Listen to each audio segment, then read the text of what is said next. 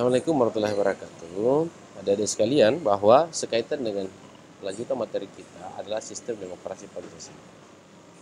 Sistem demokrasi Pancasila dipahami bahwa demokrasi itu secara bahasa berasal dari bahasa Yunani yang berarti demos, rakyat dan kekuasaan. Hakikat demokrasi itu mengandung arti bahwa pemerintahan dari rakyat atau government of the people, kemudian pemerintahan oleh rakyat, government by people, dan kemudian pemerintahan untuk rakyat, government for people. Nah, mari kita lihat bagaimana sih rumusan Pancasila, demokrasi Pancasila. Yang pertama, bahwa demokrasi Pancasila di bidang politik pada hakikatnya menegakkan kembali asas-asas hukum dan kepastian hukum. Gambarannya bahwa kebebasan kita dalam suatu sikap-sikap berdemokrasi itu kemudian kita dibatasi oleh adanya asas-asas hukum dan kepastian. Kebebasan kita untuk kemudian tetap berada dalam menciptakan suasana politik, akan tetapi dalam menciptakan suasana politik pada hakikatnya adalah kita harus kembali tetap pada hukum. Hukumlah yang mencoba untuk mengatur keadaan-keadaan politik. Demikian juga yang kedua adalah demokrasi ekonomi, yang pada rumusan Pancasila itu demokrasi Pancasila menghendaki bahwa demokrasi Pancasila itu pada bidang ekonomi pada hakikatnya kehidupan yang layak bagi seluruh rakyat Indonesia. Saudara-saudara sekalian, bahwasanya sekiranya kita bisa paham bahwa sesungguhnya negara bertanggung jawab dalam memberikan sebuah kehidupan yang layak atau menjaga masyarakat dari aspek-aspek ekonomi atau kebutuhan ekonomi. Sedangkan di bidang hukum pada hakikatnya pengakuan dan perlindungan HAM, peralihan bebas dan tidak memihak. Saudara-saudara sekalian, yang pertama saya ingin menjelaskan bahwa kebebasan kita dalam berpolitik itu kemudian politik kita tidak boleh itu keluar dari rel-rel hukum yang sudah diatur. Jangan karena suatu kekuasaan politik itu kemudian melindungi terbebas daripada atau keluar daripada rel-rel hukum yang telah ditetapkan. Itu maknanya pada rumusan Pancasila, demokrasi Pancasila. Tetap demokrasi kita, tetap politik kita itu harus kemudian berangkat dan kemudian berdasarkan pada suatu kepastian hukum dan kemudian asas. Sedangkan di bidang ekonomi, bahwa kehidupannya lagi bagi seluruh rakyat Indonesia. Artinya bahwa dalam perspektif demokrasi Pancasila itu tetap adalah dalam bidang ekonomi itu tetap harus mengupayakan akan adanya kehidupan yang layak bagi seluruh rakyat Indonesia. Kehidupan yang layak bagi petani, kehidupan yang layak bagi pedagang, kehidupan layak bagi pedagang kaki lima, kehidupan yang layak bagi fakir miskin, anak terlantar. Itu negara punya tanggung jawab dan kita semua rakyat Indonesia punya tanggung jawab dalam rangka menciptakan kehidupan yang layak bagi seluruh rakyat Indonesia tanpa ada kecuali. Nah, sehingga dengan demikian ketika kita mau merefleks kembali, maka sesungguhnya makna daripada sistem demokrasi Pancasila ini kemudian sangat baik sekiranya ini diterapkan dalam konteks keindonesiaan kita. Mengapa? Karena tentu ketika ini terjadi maka tidak ada lagi fakir miskin dan anak terlantar yang ada di tengah jalan oleh karena tidak adanya yang memperhatikan. Tapi di sini tentu adalah menjadi tanggung jawab negara dan kita semua dalam rangka menciptakan suatu kesejahteraan bagi seluruh rakyat Indonesia tanpa kecuali. Nah, selanjutnya adalah demokrasi dalam bidang hukum pada hakikatnya pengakuan dan perlindungan bahwa hukum itu sesungguhnya terlahir sebagai sebuah sistem yang mengatur masyarakat tak bukan adalah tujuannya untuk melindungi hak-hak asasi manusia.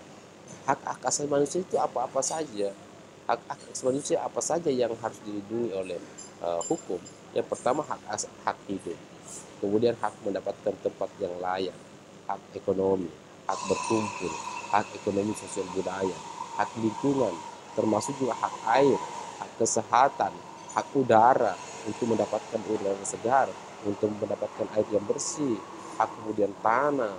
Inilah kemudian saudara-saudara sekalian yang harus diatur dalam hukum sehingga kemudian hukum itu lahir untuk kemudian melindungi hak asasi manusia, utamanya hak untuk hidup. Selanjutnya adalah ciri demokrasi. Ini bagian yang terakhir. Ciri demokrasi Pancasila bahwa berdasarkan kekeluargaan, sesungguhnya ciri demokrasi Pancasila itu adalah dia pertama adalah berdasarkan pada kekeluargaan, atau biasa kita sebut dulu, makanya demokrasi kita itu biasa kita istilahkan dengan sistem negara kita itu adalah gotong royong berdasarkan kekeluargaan. Kemudian yang kedua adalah kebebasan itu tidak bersifat mutlak, diserahkan ditanggungjawabkan pada seseorang. Artinya apa? Kebebasan individu kita itu kemudian dibatasi oleh adanya tanggung jawab kita terhadap masyarakat lain. Kan sesungguhnya haknya individu itu juga kebebasannya individu terbatasi oleh kebebasan individu-individu lain atau masyarakat-masyarakat lain. Jadi kebebasan kita tetap harus dibatasi oleh masyarakat lain, yang juga masyarakat lain itu akan memiliki hak individu yang sama. Jadi antara hak dengan hak satu orang dengan hak satu orang, disitulah kemudian pentingnya ada hukum di tengah-tengahnya sebagai sebuah penetral batasan antara hak kebebasan individu dibatasi oleh hukum dan kebebasan individu yang satunya lagi dibatasi oleh hukum. Hukum lebih mencoba untuk membatasi daripada hak-hak ini. Karena kalau tanpa dibatasi kemudian kebebasan itu, maka tentu tidak terjadi yang namanya ketertiban. Ciri yang lain apa yang dimiliki oleh ciri demokrasi Pancasila adalah perbedaan pendapat dihargai dan diikuti. Ya kalau kita dalam kelas, dalam seminar, dalam rapat, dalam apa, tentu kita memiliki hak untuk memberikan suatu pendapat.